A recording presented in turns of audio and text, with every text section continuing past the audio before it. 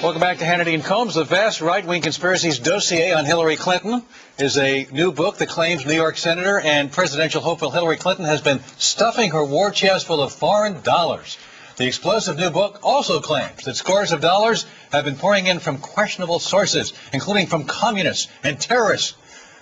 I'm shocked. Joining us now, the author of this book, Amanda Carpenter. And here's what you say. You say the CEO. Why the smear piece on Hillary Clinton, by the way? This is absolutely not a smear come piece. on. I want to tell the Exactly people right now, when they go to the bookstore, don't even read my words first. Look in the back of the appendix of the book. Right there in the back, we have our tax forms that show all the international places where Bill Clinton has been raising money that is available for her campaign. One of the arguments. You say the CEO of a company that Bill Clinton addressed was at one time a committee member in the Chinese government, and that because that advances Clinton's family income, which of course they can use for races, you accuse her of using communist cash. This is like a McCarthyite tactic. It absolutely is like a McCarthy tactic. Communist cash. Well, I'm going to cut you off right now because right now she is not using the money. The fact is right now is that it is available for her campaign. And the fact is that Bill Clinton's been paid more than $20 million from foreign interests from the People's Republic of China, from Dubai, from places in Colombia. That's more than $20 million. Hillary Clinton has gotten rich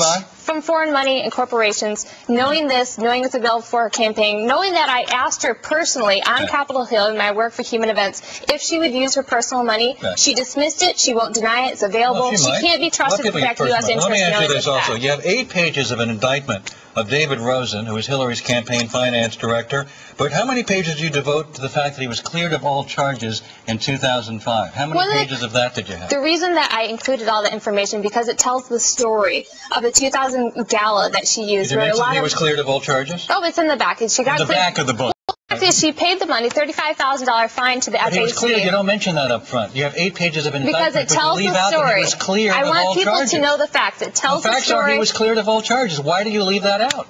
No, I don't leave it out. Absolutely not. Her campaign was held at fault for that. It says very clearly that David Rosen got off, but the campaign was held accountable, and that is why she had to pay $35,000 to the FEC as a fine. Let me jump in here. Amanda, thanks so much for being with us, and congratulations on the book. And if you know anything about the Clintons, and especially that 1996 re-election campaign, this is a family with a lot of experience with Chinese funding money. Certainly, and this is why it's very alarming that this kind of activity is still going on. We saw it when Hillary Clinton was First Lady, and now that you see Bill Clinton doing all these things internationally and raising this kind of money, you realize that he is going to become the gatekeeper to her. And the fact that he can go back in the White House and do this kind of stuff, and she, you know, you're talking about George Allen earlier making this kind of money from a stock. Where's Bill Clinton getting it? We have problems with Harry Reid. We have a problem with K Street. Bill Clinton is being lobbied constantly by international interests. He is married to a U.S. senator that is making policy. I guarantee you this will be a huge issue if she's actually a presidential candidate. There's no doubt about it. Now, look, you've written a whole book on Hillary Clinton, spent a lot of time with her, metaphorically at least.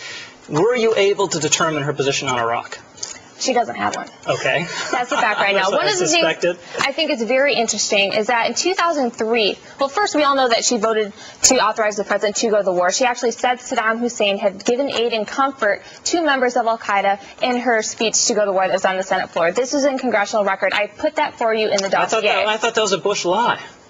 Well, this is what becomes interesting because in 2003, she told the Washington Times that all the intelligence that the Bush administration was finding lined up with what she knew from previous administrations and that she had checked with trusted Clinton officials. This is on the record right now. Now, when you hear liberals talk about how allegedly lined us into war, notice you don't see Hillary Clinton saying anything. And this is because DCI George Tenet, the director of Central Intelligence, who gave Bush all of this information, was appointed by her husband.